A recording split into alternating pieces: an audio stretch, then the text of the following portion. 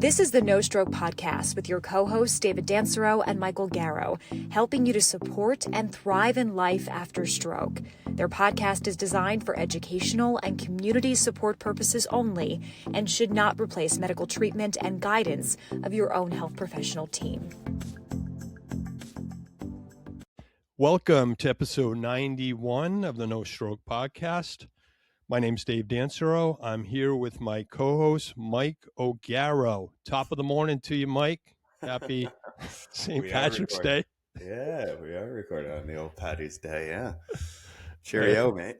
Cheerio. That one never gets old. I think we were recording last year on St. Patty's Day. Any big plans, or are you too busy with work? There's actually a big parade in Blackrock, our town today. They shut down the main road and they do a proper Patty's Day parade. But no, not too many plans. There was on Sunday in New Haven, they had the New Haven St. Patty's Day parade, and I think it's the biggest St. Patrick's Day parade in Connecticut. So we had the sauna open and we did kind of non-alcoholic party, like Patty's Day party. Had a good few people come in, and we handed out some Guinness Zero, Heineken Zero. Kind of had a little festive day for folks who are coming into the sauna. Okay, so it was fun. Yeah. All right, Heineken Zero. Not Heineken my favorite. Guinness not my Zero. Guinness. That's what Zero, I knew. Tasty. Pretty good. All right. Yeah. Heineken Zero, a little too dry for me. But, I'm a Sam Adams guy, but they have some good NAs. But anyway, we didn't come on to talk about beer, but I'm glad. Well, they're actually, no, we didn't really plan too far ahead. I don't have any green. I think I said last show I don't own green, but there's some green in the backdrop there for anyone who might watch this later on YouTube. But we had a great guest on. We've been doing a lot of recording and really jumping into 2026 hot and heavy here. So we have today's guest is Dr. Ram Gordon, a Connecticut-based cardiologist. Mike, you were introduced to him, so do you want to kind of set the stage on this one? Yeah, so big thanks to Dr. Rachel Foreman, who will also come up later in this episode. But yeah, Dr. Rachel Foreman introduced us a couple months back, and this one has been one for us, David, that's been on the docket for a little bit. Took a couple months to get everything lined up with everyone's schedules, namely ours. But Dr. Ram Gordon is a cardiologist based locally here in southern part of Connecticut, and has practiced cardiology, studied at the University of Pittsburgh School of Medicine, and has kind of worked throughout the Northeast here, but has been affiliated with Yale over the past few years. And as he'll get into it, he found himself on the other side of the bed, and it kind of came on today to share his story with a unique form of stroke, right, as a result of a spinal stroke. So we had many questions, because this is the first guest that we have obviously had on that's suffered a spinal stroke.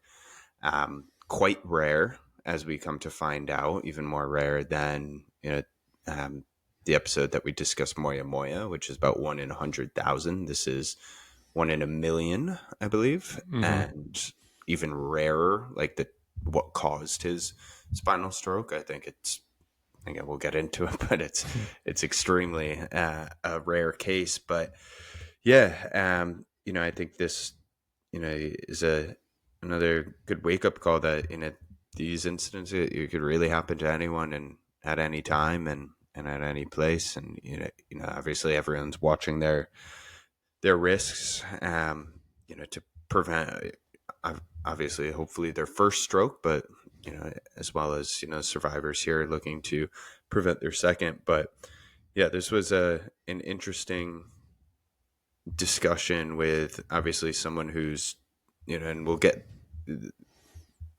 in our next episode as well, which is already recorded. We'll kind of have that same essence of, a clinical provider who's kind of diagnosing his own, symptoms and kind of going through this process of really being so aware of his body and what's going on and trying to kind of, say, all right, it might not be it's not this that's happening, but like going down that checklist, which I don't know, for me would just be so like just a eye-opening experience to kind of be sitting there knowing so much about the human body, being a doctor, and kind of having these symptoms come on, must be so overwhelming. Because at the end of the day, like he said, he was like, oh, I thought I was having a heart attack, and then as it continued to go on, he knew it was something else. But yeah, we were thankful for Dr. Gordon to really come on here and truly open up,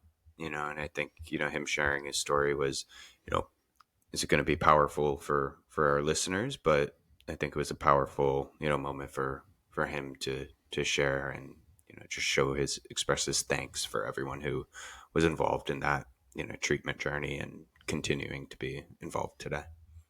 Yeah, no, well said, Mike. And, two things that stuck out for me. One, like the, him being able to open up so early on, because I think he's only a little bit more year, or maybe even less than a year out. I think it was August of last year. Mm-hmm. And to put yourself out there, to be able to, he really wanted to share his story because of the rarity of the type of stroke, but yet you'll hear his background, and he comes from a very much a fitness background, 4 Boston marathons, something like 12 total marathons. He mentioned some half marathons in there, but someone who, with a buddy was planning and still, I hope he gets there and still does this. He's like talking about running a marathon in his 80s. And so like that fitness foundation as a cardiologist, sharing that message of health and wellness and just, protecting your biggest asset is your health. And then being able to step back and being a patient with some of the same colleagues that he would round with, but have to be, like he just said, like, don't treat me differently, but treat me like I'm all in on this, and don't like kind of like give me special treatment. Just give me the opportunity to have the best outcomes. And I love that his emotion comes out, and it's raw as he's thanking people. You're here that it's still deep within him that he's so grateful. And the ability to do that early on is rare, and I really appreciated his connection that he mentioned with his dad and his connection to running, because I share that same emotion, and with my foundation and fitness as well. So this is a great episode, one that I'm glad we have in our library now to share, because it is such a rare type of stroke that can be misdiagnosed and overlooked. Yeah, it's unfortunate that there are these conditions out there. There's scary instances of stroke, and when everyone thinks stroke, it's always brain. But this is a good example that there's other forms, and we're thankful that Dr. Gordon is kind of on the up and recovering. But yeah, it could happen to anyone. So let's all be grateful for the health we have, and continue to train like an athlete, whether you're healthy and active and here because you're maybe a caregiver or just interested, and you want to prevent that first stroke, or if you're a stroke survivor looking to prevent their second stroke, keep training every day, and you'll get that. Raise a glass of maybe an NA Guinness today, Mike, and we hope, obviously, when this comes out, it will be past St. Paddy's Day, but just the same, we'll get this out maybe later this week. And we look forward to hearing your comments and feedback, and chime in on the top of every show episode. There's a text link that you can kind of give us your feedback, and of course head over to No Stroke Pod if you want to reach out and contact us through that forum. But we're always open to a like, a share, and if this resonates or you feel that it's something that you want to pass along, please do that through, we're on all platforms, and you can just share the link and give us a like. Well, let's get into this episode with Dr. Gordon. Hi, Ram, and welcome to the No Stroke Podcast. Thanks so much for having me, guys. It's great to be here. Yeah, we're excited to dive into this conversation with you. Guess just heard a bit of a background there, from David and I, but would love for you to take a few minutes here and just share a little bit about yourself and, kind of what life looked like, prior to your stroke. Sure. So I had a pretty great life. As you look back, it was even better than it was. I grew up in Pittsburgh, and I went to school and trained in Philadelphia and New York. I lived outside Philly for about 7 years, and about 14 years ago, my wife and 3 kids and I moved to Connecticut. And so I work at a cardiology practice called Cardiac Specialists, and we're in the Yale Health System. So my job was very busy. I rounded at 2 hospitals, and I would see about 30 patients a day in the office. I loved being a cardiologist. I loved being a doctor. I loved being a caretaker. And outside of work, I wasn't known for sitting still. Pretty impatient guy, like to be very active. So I love to cook and travel. Very passionate about my Pittsburgh sports team. So lots of games. I'd go to games. I'd watch the games on television. But other than working and those things, I love to exercise. So I lifted weights, and I loved running. I mean, running is something I've been doing with my dad and my brother since I was about 10 years old. After I saw the movie Chariots of Fire, I was very inspired. And so I did, I ran in high school and all through college and recreationally. I wasn't on a college team. I don't want to imply that I was a really good runner. I wasn't. But I was an okay runner, and lots of races.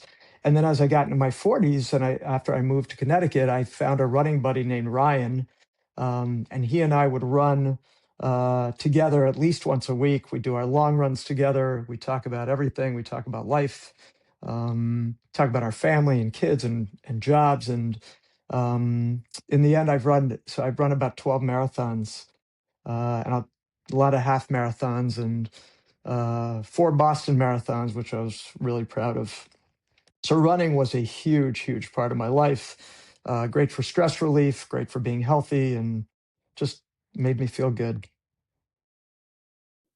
Oh, thank you for sharing that. And again, I appreciate you coming on today and sharing your story and your passion and dedication to running. Certainly, you don't go into a marathon lightly, and I think maybe that foundation, maybe we should talk later and share what happened to you, that maybe that kind of that same dedication that you had to put into your rehab here. Can you take us through what happened when you had this what's a spinal stroke? So can you explain how that came to be, where you were, how long ago it happened? Yeah, sure. So it was last August. It was August 24th, so the week before Labor Day. And my kids were all in town. We had a big wedding party the day before for my brother and sister-in-law. And that morning, which was Sunday, it was the day after the party. That Sunday morning, my buddy Ryan and I ran 14 miles. It's a beautiful day. We actually had this sort of poignant conversation about how lucky we were to be healthy enough to run, and how we were going to run a marathon when we were 80 and things like that. And it was a great day. I mean, I got home and hanging out with the kids, and one of my daughters was heading back to college the next day. So she kind of got to pick what she wanted for dinner, and she asked for Thai food. So we ordered the Thai food. My other daughter and I drove out to Hamden, Connecticut, to pick up the food. And I remember reaching across the counter and picking up the food and feeling that it was sort of an awkward lift, because I forgot that we had ordered a big soup. And as crazy as that sounds, that actually became relevant as you think about what happened to me. So my daughter and I are walking back towards the car to get back home. And suddenly I had this terrible upper back pain all across my upper back. It was just this very strange, very sudden, really terrible pain. And my first thought was maybe it was muscle spasm or something like that. So I reached back and took a feel, and it wasn't. It certainly wasn't a muscle issue. And I just sort of sat there on the sidewalk and told my daughter, I said, I don't think I can drive home. I'm not sure what's going on. And the pain suddenly went into my upper arms, and then it went down my arms. Within 5 minutes, my back, my arms, and my hands were on fire. It was just an awful, awful feeling. And at that point, I told my daughter to call my wife and tell her to come out. And I told her I have to call 911 for the first time in my life, because I knew something. I didn't know what it was, but I knew something terrible was going on in my body. So my wife drove out with the other kids, and the ambulance showed up, and I explained what was going on. And my initial thought as a doctor was that I was having either a heart attack or I was having something called an aortic dissection, where the main blood vessel in the body actually, it's this horrible thing where it rips. And it didn't make much sense to me that I had that, but the description that I just gave you is kind of what goes along with the dissection. So I sat in the ambulance kind of thinking about, gee, am I dying and what's going to happen to me next? And they got all my vital signs and they were fine. My blood pressure and heart rate were fine. And the paramedic did an EKG, which was totally normal. And at that point I realized, I said, it's not that, it's something else. And by the time we pulled into the Yale ER, my left leg was spasming up and down. I just couldn't control it. And as I get rolled in, I said, I think something's going on in my spinal cord, because my face, my thinking, my speech was totally normal. But I'd never heard of a spinal stroke either before this happened to me.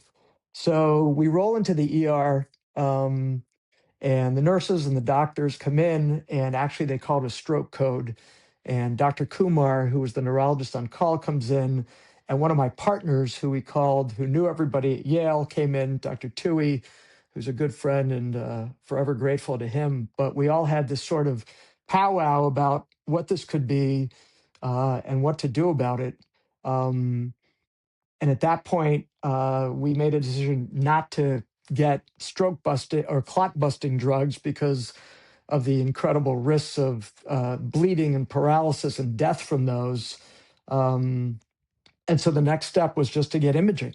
So I had a CAT scan of my brain and spinal cord and an MRI of my brain and spinal cord, which actually turned out all to be negative. And I'll sort of leave it at that. So the next step was I was admitted to the hospital. Yeah, what an experience to be going through, and I think that's just such a unique perspective of your story as a cardiologist on the clinical side who understands how the body's working and what some of these symptoms could be, and then being the patient there and kind of going through and making some of these decisions in the moment with some of your colleagues. Like, must have been a very overwhelming and tough to understand, like what that must have been like for you. But on this topic, right, of you're going in and you're saying, all right, it must be something with my spine, right? You've gone through the CT, you've gone through the scans, nothing's coming up on the imaging side. So how did you, like, what was that next step for you and the the doctors that you were working with kind of look more into the spine. And like you said, you've never heard of a spinal stroke Yeah. before. I've heard of one. Like, it's obviously not common, but what's what causes a spinal stroke, and what were those next steps? Yeah. So I was admitted. I mean, it was obviously a terribly long night. I was in a room with two other people, and one was sort of out of it and yelling and screaming all night, and um, barely slept. Terrible pain in my back and my hands. And the next day, the neurology team came in, and we had a big discussion. One of the defense mechanisms for me was sort of saying, please don't treat me just as a patient. I want to be treated as a colleague. I want to talk to you about this stuff. I want to have a big part in making, the decisions about what happens to me. And so we went through what this could be, especially since the imaging was negative. And, it sort of came down to some kind of stroke that hadn't shown up yet, some sort of inflammatory condition, or some sort of blood vessel inflammation. So, or an infection was the other one. So it could have been any of these things. And the question was, do I get antibiotics? Do I get something for, so I got treated with antibiotics and antiviral therapies just to make sure, we covered the infection. And then the question was whether to give me steroids or not. Um, but, I remained a mystery long into that first day, and even maybe the next day, and maybe even the next day after that. Sort of, the thought process was, it could be this, it could be that, it could be this, but we're going to try to figure out the safest and best treatments to try to help you, even though we don't know what you got, what you have. So ultimately, just to flash forward a couple days, I had a second MRI, which showed a clear lesion in my spinal cord up at C5, C6, which is pretty high up and pretty scary. And so the problem with spinal strokes, I mean, it's not even, we won't even get into what I had, but spinal strokes are really rare. I mean, most people have never heard of them.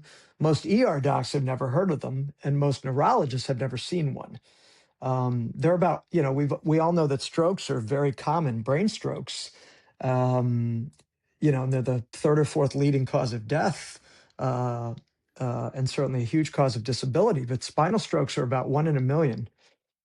So really rare, and they're confusing because they don't affect the brain.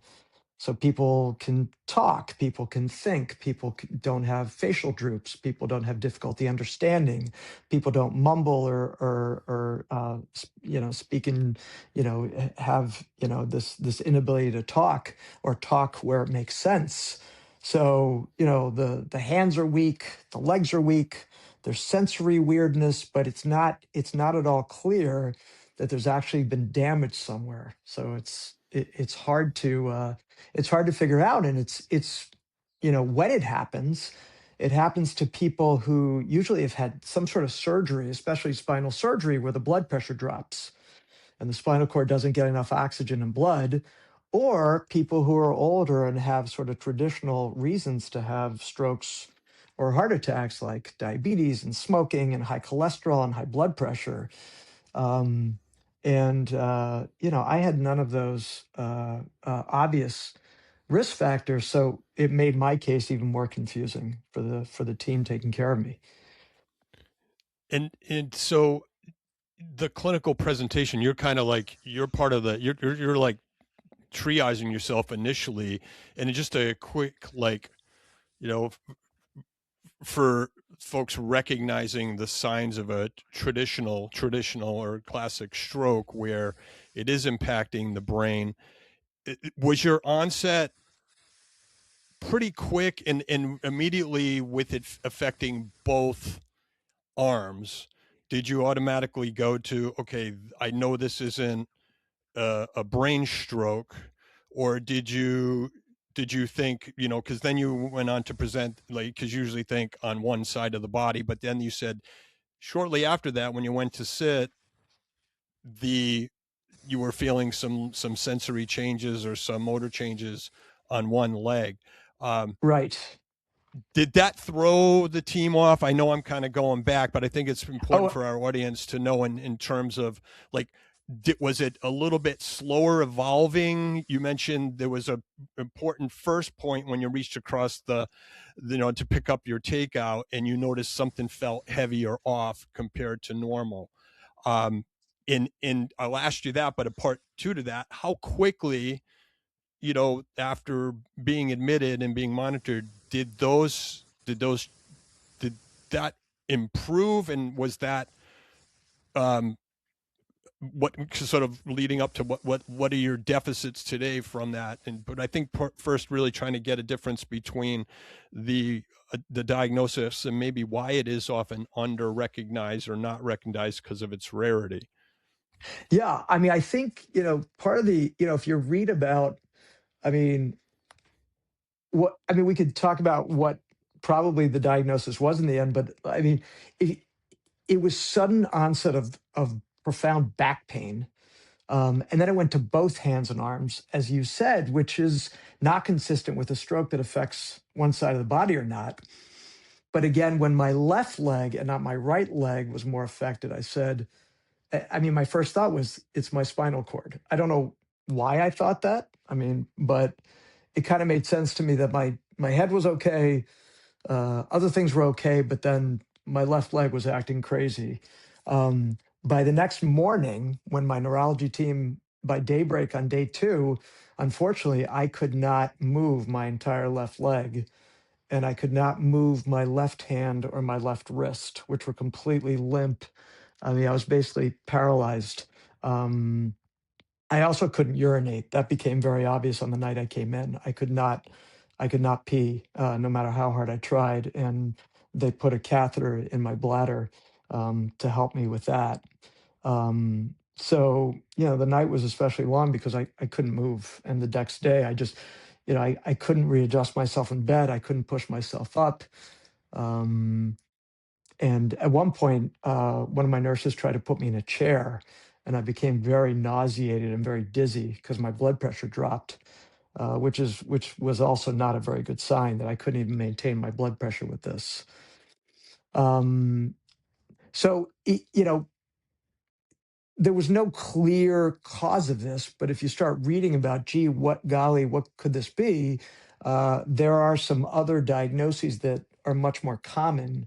For example, something called transverse myelitis, which is an inflammation of the spinal cord. That made a lot more sense, especially in someone younger and more healthy like me.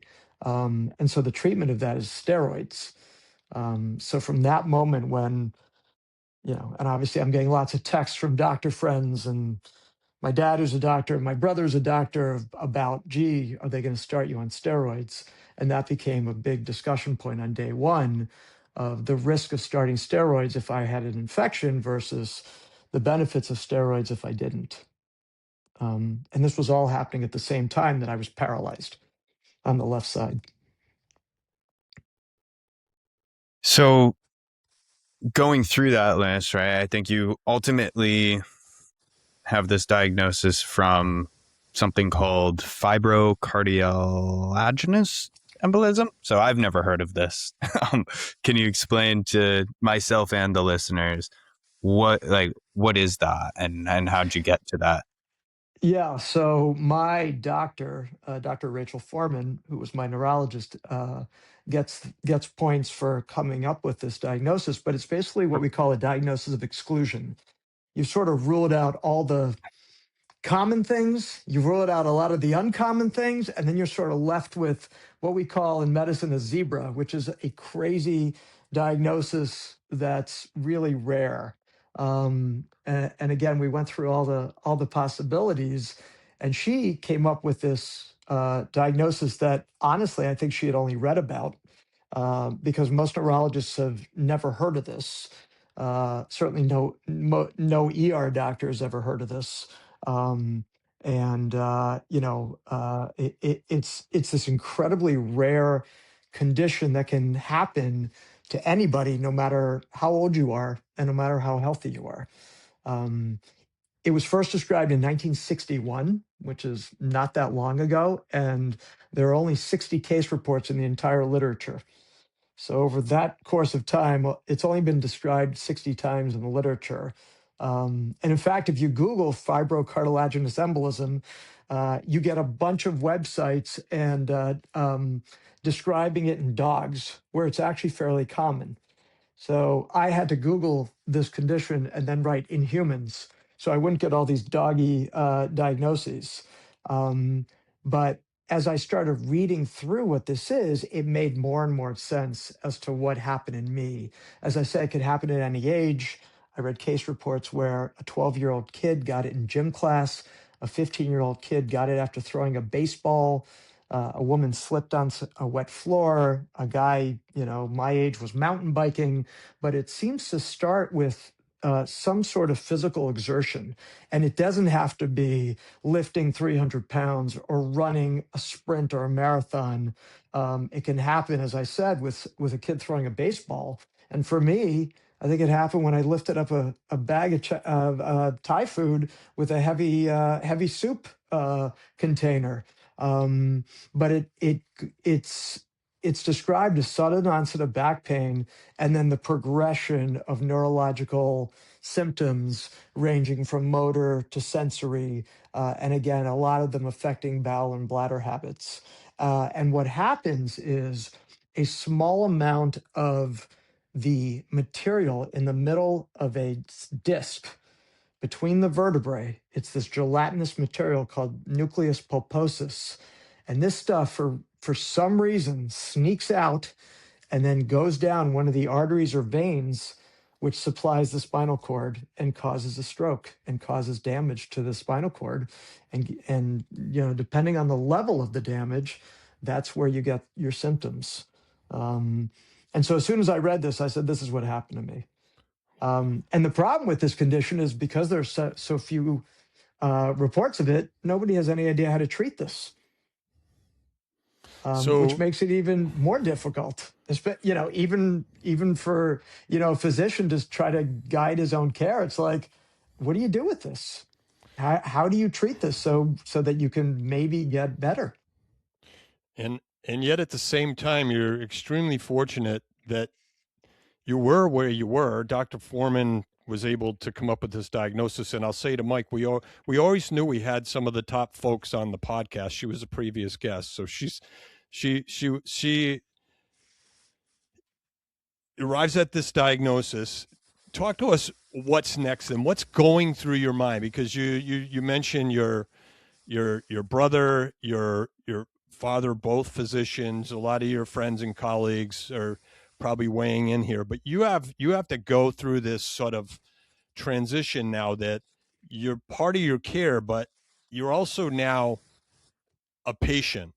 Is it hard as a practicing physician to then shift and have to step back and say, I now have to receive care? It's probably one of the hardest things I've ever done, to be honest. There's this combination of incredible helplessness. I'm lying in a bed. I can't move. I can't go to the bathroom. I can't walk to the bathroom. I can't sit in a chair. I can't shower. And yet, I'm trying to put on a brave face for the team, the nurses, my wife, who is an amazingly strong person and was with me the entire time.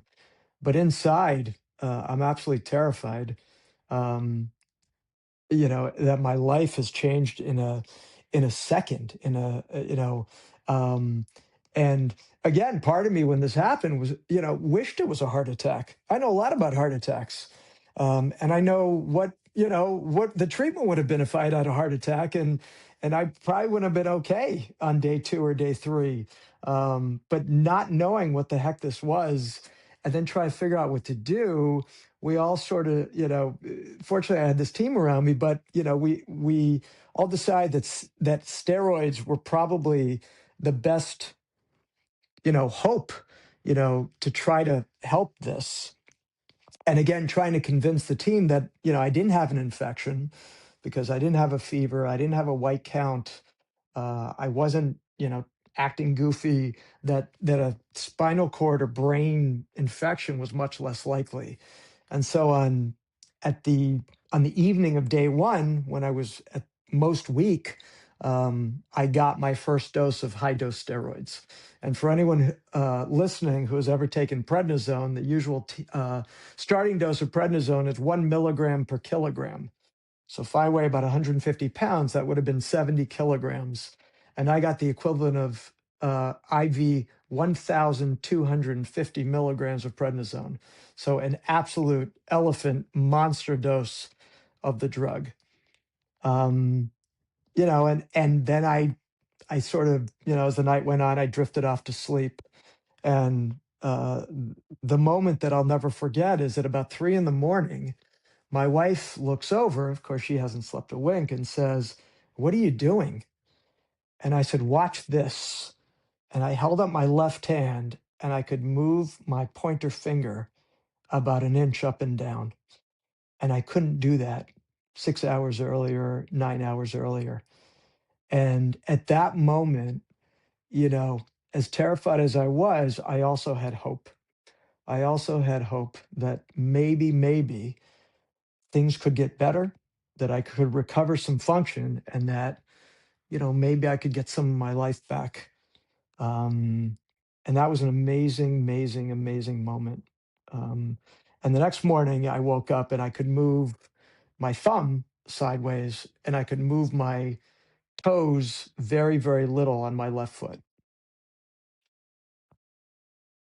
Yeah, it's not uncommon, right? I remember my mom, when she was in outpatient therapy when she was in patient therapy, but it was at like a long-term facility, and I was a couple weeks old, and she kind of said the same thing. Her motivation was to hold me, but that was her first movement as well, was that thumb movement, the finger. And I think it's that, intrinsic kind of motivation to see that like first major milestone, I guess, like in that short period. And then it's like, all right, like you've seen one thing happen, and then it's like, all right, what's next? When am I moving my hand, my whole arm, moving, the next thing? So, that must have been such a moment, as you were saying, both for you and your wife and the care team. What were some of the other kind of deficits that you were dealing with, and kind of what did that next few weeks, month, kind of look like? Yeah.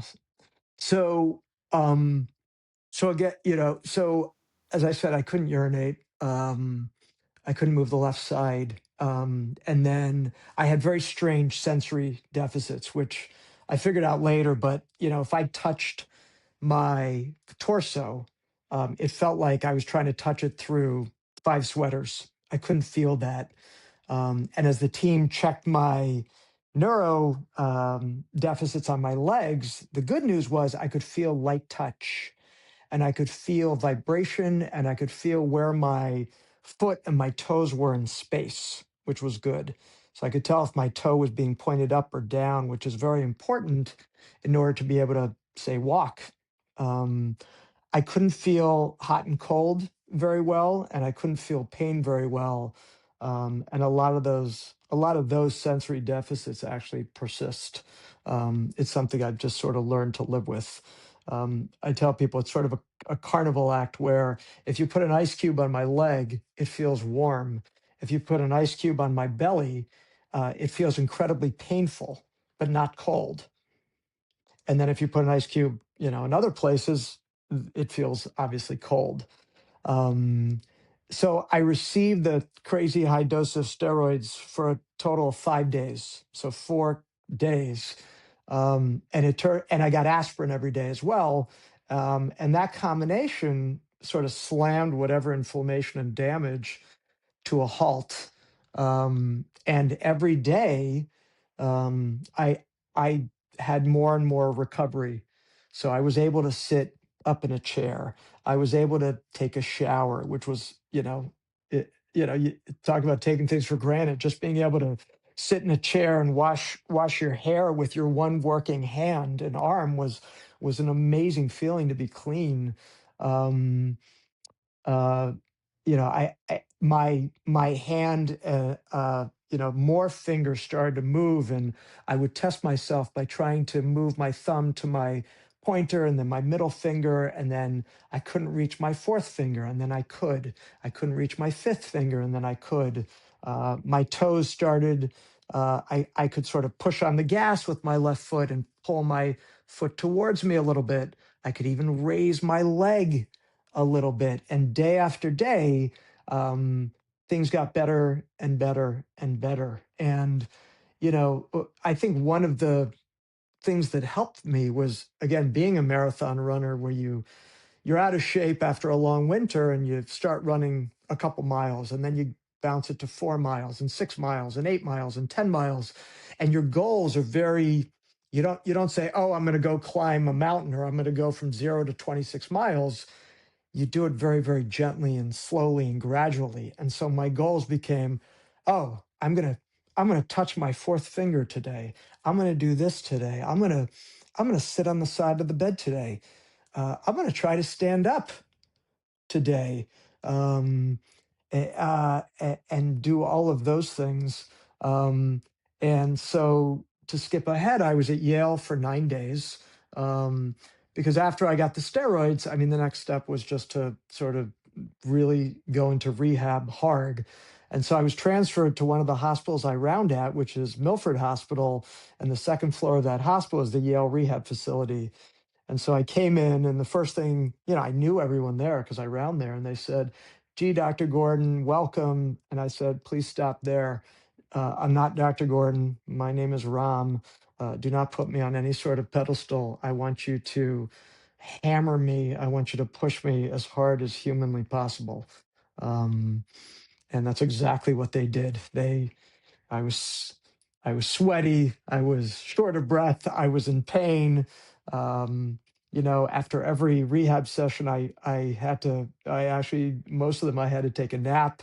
At one point, I fell a couple times. It was, but I didn't get hurt, and they just pushed me to my limits.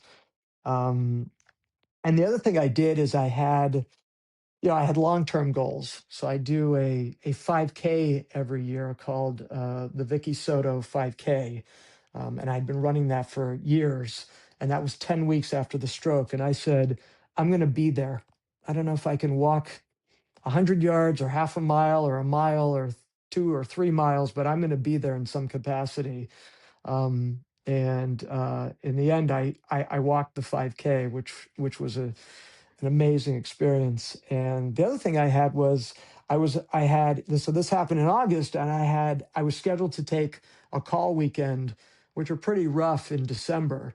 And my office, my colleagues obviously said, "Gee, Ron, we'll get someone else to do it." And I said, "Please keep me on that schedule. I'm gonna work towards that goal." And so here I sit 7 months later, and my left hand is about 90% back to normal. My left leg is about 75% back to normal. I'm working full time. I go to the gym 2 to 3 hours almost every day, and just keep pushing myself with all the exercises I've learned. I skied a couple weeks ago, which was a great feeling. And so as the weather gets better, my goal is to walk, run, walk, run, walk, run, and see what I can do as this sort of second 6 month period goes into summer. Wow, that's so important that you have those goals and that your return to work. Can you talk a little bit there? You mentioned earlier on there was some sensory deficits. Do you have any of those late effects from the initial the symptoms that you described? Yeah, those are the ones that have actually remained. They get better very, very slowly. So, I was, just to go back to the inability to urinate. So I had a Foley for 2 to 3 weeks, and then I straight cathed. My urology buddy, Dr. Weinstein, taught me how to do that, which isn't the most fun thing in the world, but at least you don't have a catheter that can get infected every day. Um, and the next miracle happened where I just started urinating on my own. There's nothing I could do to make it happen. I just started peeing more and straight cathing less. And a few weeks after I got home, after 18 days of being in the hospital and rehab, I donated all my catheters to my buddy Rob, and I said, give these to patients who need them. And so that went away. But a lot of my sensory stuff, the pain and the hot cold continue. The one piece of good news is my left foot can feel hot and cold. So when I was skiing, I knew when I should go in to warm up. And when I was shoveling all the snow we got and snow blowing all the snow, I knew, when my left foot was really cold and my right foot wasn't feeling anything, I knew I had to go in and warm up before I got frostbite. So I was lucky in that way. I think, when you have any sort of medical condition or stroke, you can either sort of pity yourself and lament all the things you've lost, or you can try to, celebrate all the things you've regained. And the second I started moving that finger, I chose to celebrate the things that I was getting back as opposed to feeling bad about everything I couldn't do. And I think that's a great way to try to come back from this. Self-pity doesn't and anger don't make you better. They just make you sadder and I think probably really block your ability to recover. Yeah, that's brilliantly said. And I think having that mindset of, like Dave and I say a lot, like training like an athlete, right? You need those small goals and you need to count the small wins, right? Because I mean, every stage helps, and 100%. you're only going to keep, 100%. yeah, No matter what it is, and every time I would hit one of those goals or even a tiny little thing, I would just smile and say, yeah, wow, that I couldn't do that yesterday or a week ago. And boy, that feels good. no doubt. So, talk me through. This was obviously a one in. You said a million So happening. I forgot to say this, but spinal strokes are 1 in a million. Fibrocartilaginous embolisms are probably underreported. Yeah, Again, you guys noted that thank God I was at Yale, but I think a lot of people go to other hospitals and no one knows what this is. So I think it just gets vastly underreported. But it's estimated that 5% of spinal strokes are fibrocartilaginous embolism strokes. So that's 1 in 20 million. that's So if you crazy. think about the population of the United States, and I think a lot more people have had this and don't know it, but that's 18 people, uh, including me in this country, have had this, which, I don't believe for a Yeah, second, but it's really rare and it's really unheard of. And that's part of the reason I came on today is I want to teach, people, people listening, doctors, that this condition exists so that maybe it can be recognized. And because steroids worked so well in me, maybe that's should be the first treatment. Although, we call that anecdotal medicine, and it's not backed by much science other than my experience. yeah. I was going to say hard to do clinical trials when there's Exactly, not much of a exactly right. cohort. So your experience, right? You talked around like the underlying conditions of you were an athlete, you were eating healthy, right? You didn't have diabetes, you didn't have any of these like conditions that, sometimes, and again, not always, because, case in point, like David was a marathon runner and, or at least a runner. I don't know if you ran a marathon prior to your PFO, but, had like when you look at stroke or heart attack, a lot of the underlying conditions put you at risk for those things. In your case, like you were healthy, you still had this event. Like stepping back now as a survivor of this event, I think you're in a different position because like it is so rare and you didn't have these underlying conditions. Whereas, a stroke survivor or heart attack survivor, right? They're always scared of like, when's that next stroke event happening? Right. It's that fear of another event, right? Sounds like are are you in fear of another event because it was so rare? Like what's your mindset at this point? Because it just, what I'd like to cover with you is like, again, like that emotional support, the peer-to-peer connection. Like, did you talk to people? It sounded like you were very just locked into your rehab. Let's go. Here are these goals. Let's get through with it. But like, do you have that in the back of your mind of, God, like, what if this happens again? You know, I mean, it's absolutely a great question. So initially, um, what they found also on my MRI was very mild degenerative disc disease, which can also go along with this. But if you do an MRI in the average 54-year-old person, they're going to have some of that. Um, so it's strange that this happened to me. I see this as like, you're a healthy guy, you're playing golf, you get hit by lightning. You're feeling good, you're talking to your buddy, you're crossing the street, and a car hits you. It's just one of these crazy, crazy things. And so initially, I was terrified of the idea of having another one. And I actually, I talked to some neurosurgeons about whether I should have surgery on my discs, and whether those should be replaced, and what should I do. And at this point, I think the risk of doing that far, far outweighs the very, very low risk that this could happen again. From my review of the literature, it's never happened twice in a person. I think you'd have to be absurdly unlucky. I try, to be very cognizant when I'm lifting anything, to breathe and to be careful. I'm not sure, it was hard for me to go back and eat Thai food again, but it is delicious. So I did do that with some bravery.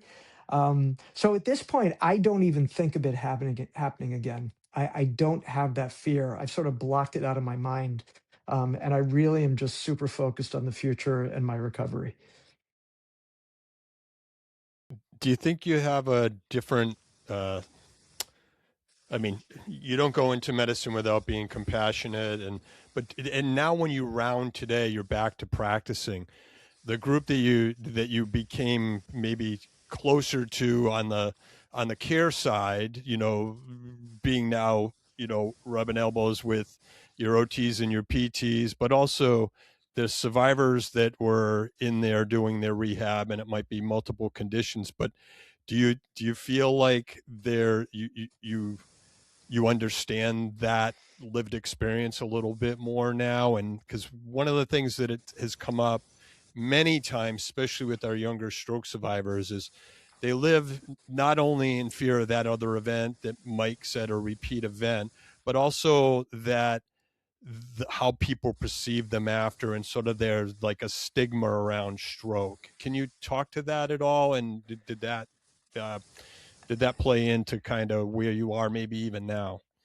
Yeah, I mean, I think the hardest thing about stroke is it's so easy to see. It's so outward, you know. It could be, and every stroke is different, as you guys know. But someone can be in a wheelchair because they're stroke. Someone can be using a walker or a cane. Someone, someone is dragging their leg. Someone has their arm bent and they can't use it, slurring their words, things like that. And it's. I think we're I think it's hard to, when you're a stroke victim, when someone looks at you and sort of, oh gosh, he's not normal, or oh gosh, I should look away, or I hope that guy's okay, or gee, I feel sorry or pity for that person. I felt very early on, I don't want pity from anyone because I'm still me. But waking up every day and starting the day knowing that it's harder for me. And there are a lot of people much worse off than I am. But feeling like your leg is heavy, or your leg, I have pain in my leg every day, and it ranges from really not pleasant to, gee, I can handle it today, with taking an Aleve or an ibuprofen. Um, but that a bit that difficulty with walking to the bathroom, going to the bathroom, standing. I remember the first time I stood in the kitchen and cooked, for 20 minutes. Man, that was hard. It was a really difficult thing. So, I have an incredible appreciation for all of my fellow stroke survivors. I look at them differently. I mean, my patients in the office who have had strokes, who didn't know that I had one, I say, "Hey, guy, you and I have something in common now," and they're shocked. But there's certainly a kinship. I have incredible, respect for everybody who works on the floors of the hospital. Not only the doctors and the nurses, but the guy who comes in and brings your food tray because you're hungry. The guy who comes in and cleans your bathroom and takes your trash out with a big smile on his face, who says good morning. The physical therapists and the occupational therapists they're magicians. They do amazing things. And I'll tell you, when I round in the hospital, the person I feel most kinship with is the guy who says, "Doc, I've been here 6 days. I'm getting tired of it. I want to go home." And I say, "Man, I know exactly how you feel. Now, suck it up, buddy. You got another test today." Or the guy who says, "They brought my tray and my soup is cold, or they didn't even bring me a spoon, or I've been waiting for milk from my cereal." These are all true things that I've seen where I'm like, "Hey, man, I'll grab that spoon for you. Let me warm up your soup for you. Let me grab that milk out of the fridge." It's these tiny little things, because the helplessness you feel as a patient, I think, is the hardest thing. You're lying in that bed and you're helpless and you're waiting. And the nurses are busy and you've asked for your pain medicine or something, or, as I said, the spoon for the soup, and you're waiting and waiting and waiting for it. And it's taking forever. And you just feel lousy and helpless about it. Yeah, that's well said, Roman. I think as we wrap up here and get to our magic wand question, that had me Yeah. thinking to we had an answer to the magic wand. Remember this one, David, from Dr. Petruna from MS, or can't even Yeah. remember half these hospital, but he answered just like you were saying, like what the being on the other side of that bed kind of showed you, and the respect that you now, not to say you didn't have that, but it's like another level of That's it. It's a walking different in those shoes, perspective. Yeah, right? that's it. Yeah, That's it. yeah. And that's what David Petruno's magic wand was, that every clinician could, kind of be on that other side of the bed for at least one day, and how much different medicine could be, from clinical trials to everything. But before we get, into the last question, let you answer the magic wand here. Can you, just finalize, your thoughts here? Anything, we might have missed, or anyone you want to, especially thank here? I mean, I have so many people to thank, and I'll do it quickly. But it starts with my partner, Ed Toohey, who met me in the hospital and was an incredible advocate for me. The guy showed up with a wheelchair on a Friday night at midnight so I could get out of my room, because they couldn't find a wheelchair, because they were, there weren't very many on the stroke floor. So, my team at the hospital, Dr. Foreman, Dr. Kumar, my nurses, all my nurses, but especially Kay and Grant. Um, then I went to Milford, and Simona and Julian, my colleagues and friends, took incredible care of me. My nurses and my PTs and OTs there, especially Jess and Karen, who pushed me to my limits and beyond. My outpatient physical therapist is Katie, who's fantastic, and she sort of has taken the baton from the inpatient folks and has gotten me better and better and better. Um, I have to thank my colleagues at Cardiac Specialists, where I work. All my colleagues, my pals, my team, my staff, who supported me with love from day one, and my colleagues who let me come back at my own pace. They didn't push me. They said, "You come back when you're ready." And to be working full time again is just wonderful. It's amazing. Um, I got to thank all of my friends and family, all my friends from every layer of my life, all my great family members, including my three beautiful kids. But especially, I have to thank two people, and one is my brother, Dr. Asaf Gordon. Try not to get emotional here, but who used his incredible skills as an athlete and a trained physiatrist to help me with my rehab, my stretching, and my recovery early on. I couldn't have done it without him. He's been amazing. He's still sending me articles, and you should think of this and do this. And then my wife, of 25 years, Rachel, my rock, who didn't sleep on a bedside recliner for 18 nights, and with whom I could never have gotten through this. She is my everything, and she has been for almost 35 years. And I want to thank you guys, Michael and David, for letting me share my story and come on the podcast and just try to educate people about what it's like to have this, but also about this crazy condition, so that maybe someone somewhere will identify it and be able to help someone with a fibrocartilaginous embolism to their spine, so they can have a better future. And thank you. And in that list again,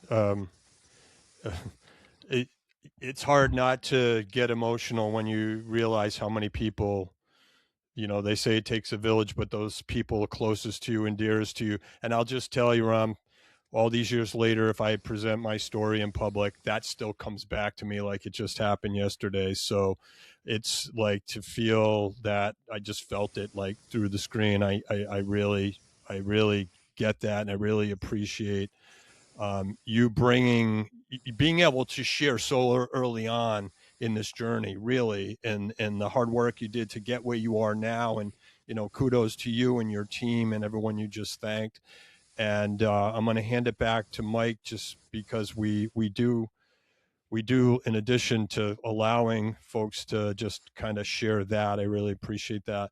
We have a magic wand question, Mike, that I'll hand I did recover the magic wand. There it is. We'll hand it back great. over to you. That's great. So again, thank you for sharing from the heart there. And yeah, it does take a village. And as we round it out, and I think you spoke to it in that last recap, though, really being able to come on here and speak to spinal stroke and the rarity, and hopefully raising awareness here. But outside of that, if you had a magic wand, we ask everyone who's been on this show, how would you wave that wand to change one thing about how we whether that's approaching stroke awareness, recovery, what would that be? I mean, I think anybody who's had a stroke understands how difficult it is and how slow recovery can be. So, when you're a doctor and you learn all this stuff and you see the recovery of various tissues in the body, the heart can heal amazingly well, bones and muscles can heal amazingly well, but the spinal cord, the brain, nervous tissue does not recover very well. And, my magic wand would be to put as much effort and money and research into trying to cure, and try to help neurological tissue recover, so that people can get their full function back. I think it's one of the last great frontiers of medicine is recovering neurological function. And I think we're still in the dark ages on this one. And I think somewhere, hopefully there's a future where stem cells or some other research or methods could be used to bring those nerves back so that people can walk again, people can talk again, people can, run again, and people can get their lives back. Because it's one area where we are sorely lacking all of that. And people who've had strokes have residual effects, unfortunately, for the rest of their lives. Yeah, well said. And I think we speak a lot around neuroplasticity here, and the power of that. That there is hope. But you're right. I think we are still at an early stage, and there's more to be done. So, yeah, Ram, again, thank you for the time. This has been a brilliant discussion. I think a very important one to be shared. But last question is, when's the 5K coming up that you're going to run? When's the next goal? So this isn't public knowledge yet, but my dad, who's 83, who ran his last marathon at 75 and who did his last half marathon at 80, has signed up for the Pittsburgh Half Marathon, which is in May, because he needed something to motivate him. He's very goal oriented as well, which has gotten him through life. And so I have signed up to do at least part of the Pittsburgh Half Marathon with him in May. And whether that's jogging a little or running a little or walking a little or skipping, it doesn't matter. I just want to be there for my dad, because that's the greatest motivation I have. My brother and I ran our first 10K with my dad when I was 11 and my brother was 8. So we've been doing this for a long time. It's a really special thing we share. You'll get it done. That's wonderful. And May is a perfect time to be still nice and cool, and you don't have to train through the winters. And so you got a couple of months, so get it done. I'm going to do it. Absolutely. And I'll let you guys know when it happens. Please do. All right. Thank you so much for the time, and well, good luck out there on the course. I appreciate it. Thanks so much. All right.